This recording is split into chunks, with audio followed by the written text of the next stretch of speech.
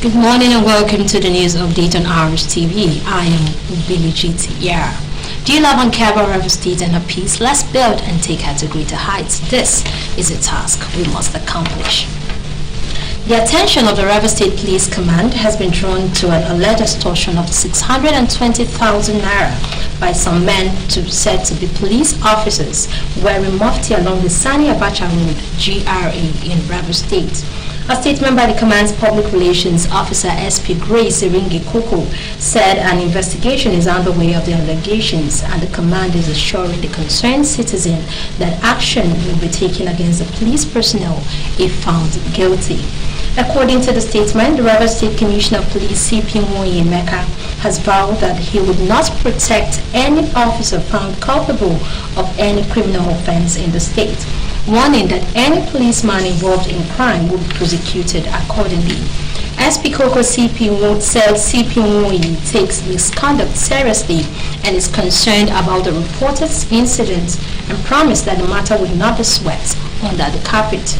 The command will be glad if the affected person can come to the command headquarters, Moscow Road, Port Harcourt, to report in order to fish out the culprits, as the CP will expedite action on this case. President Bola Tinubu has been sued over the unlawful ban and withdrawal of the accreditation of 25 journalists and media houses from covering the presidential villa. Socio-Economic Rights and Accountability Project (SERAP) filed a lawsuit against the president at the Federal High Court in Lagos. According to reports, the federal government recently withdrew the accreditations of some 25 journalists from covering activities at the presidential villa, Abuja. The affected journalists were told at the main gate of the presidential villa to submit their accreditation tags.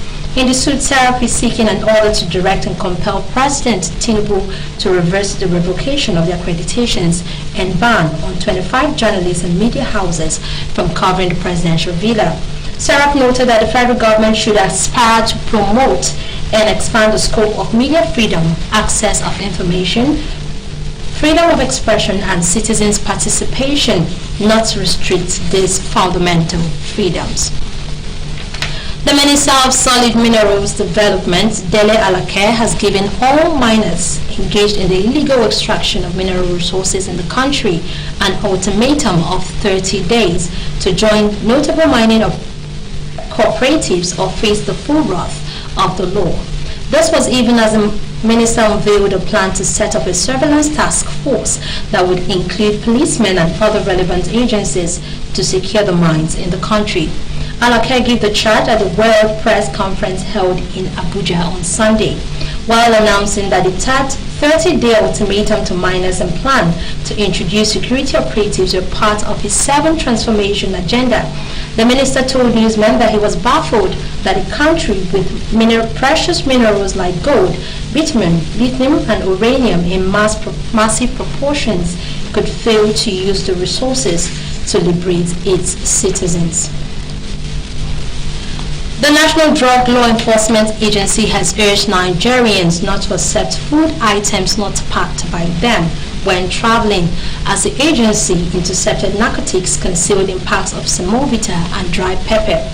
This was contained in a statement by the agency's spokesperson, Femi Babafemi, on Sunday. The agency said the narcotics were being shipped by members of transnational drug trafficking organizations, some of whom were promptly arrested, their mansions raided, and their luxury vehicles seized.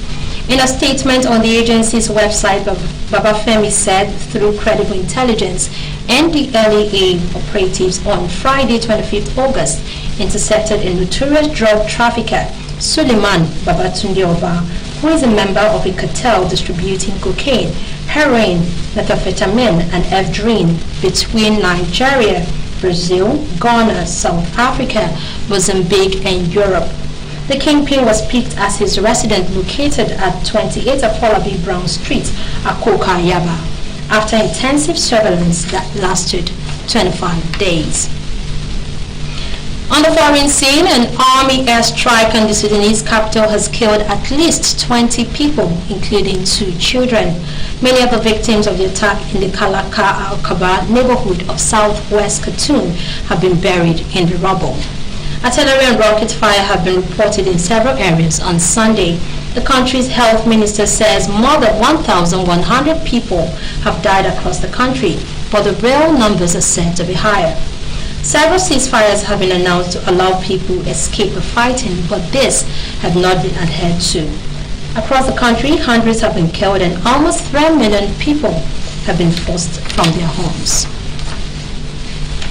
In sports, South Sudanese Bright Stars have qualified for the 2024 Paris Olympic Games, a first in the young nation's history.